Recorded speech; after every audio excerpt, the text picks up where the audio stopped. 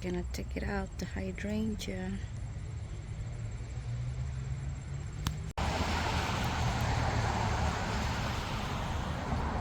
I have to say goodbye to this hydrangea.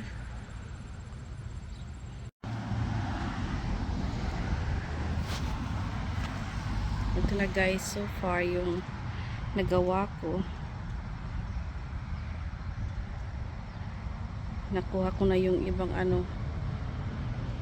mga branches.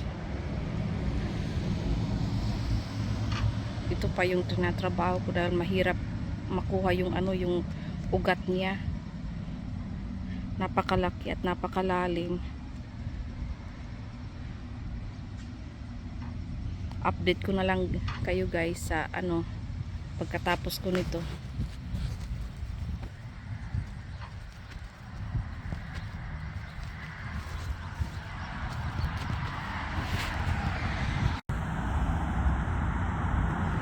Ito na guys, nakuha ko na yung yung hydrangea. Nakuha ko na yung hydrangea, pero nasira ko naman itong shovel na to, nabali yung dito sa nabali yung hawakan. Okay lang, at least nakuha ko naman yung yung puno at yung ugat.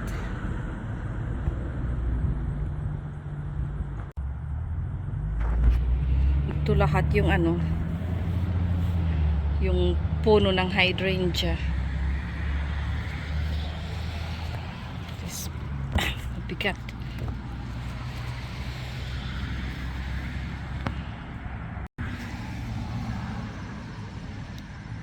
Ito na guys yung yung itsura.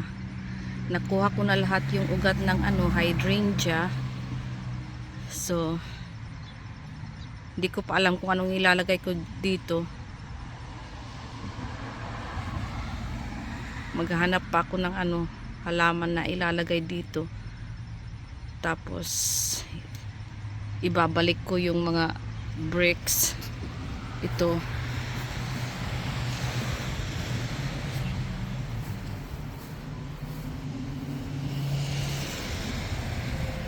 Babalik ko yan dyan. Update ko na lang kayo guys kung anong halaman ang ilalagay ko dyan. Di ko pa alam. Taas na kasi yung sikat ng araw. May papakita pala ako sa inyo guys. Kunting update lang sa hydrangea na tinanggal ko sa sa harapan ng patio namin.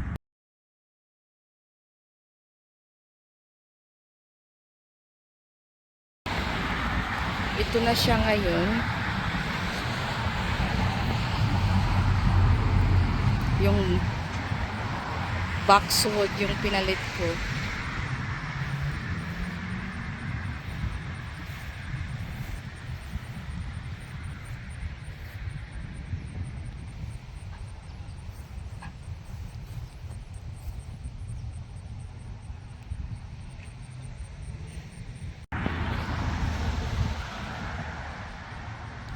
Hindi kagandahan yung yung ayos niya dahil ako lang yung gumawa nito.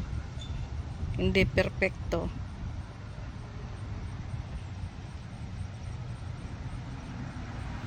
Pero okay na rin.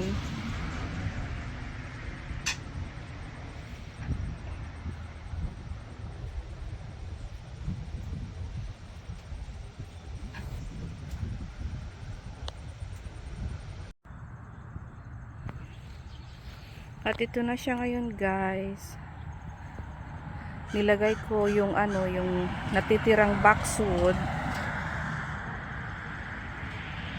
Nilagay ko dito dahil hindi ko pa alam kung anong halaman ang ilalagay ko dito. So ito lang muna ngayon. Pag nakakita ko ng mas magandang halaman na ilalagay dito, tatanggalin ko to. Itong pinky winky na to, nabili ko lang to sa sa sa clearance. Tinanggal ko lahat yung ano niya, yung mga dahon niya. Tinanggal ko. Ito na siya ngayon. Maganda na yung ano, yung pagkaka tubo niya.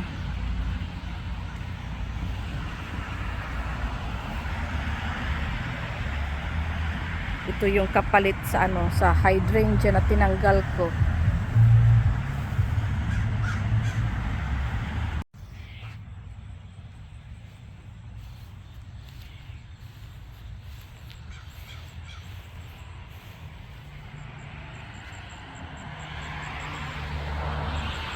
Tinanggal ko yung hydrangea, pinalitan ko ng hydrangea din. Pero yung pinalit ko na hydrangea is panicle hydrangea. Yung panicle hydrangea kasi ay hindi sensitibo. Hindi katulad ng big leaf, yung dating hydrangea na nandito. Pag nag-frost, na lumabas na yung ano, yung mga bulaklak niya, namamatay.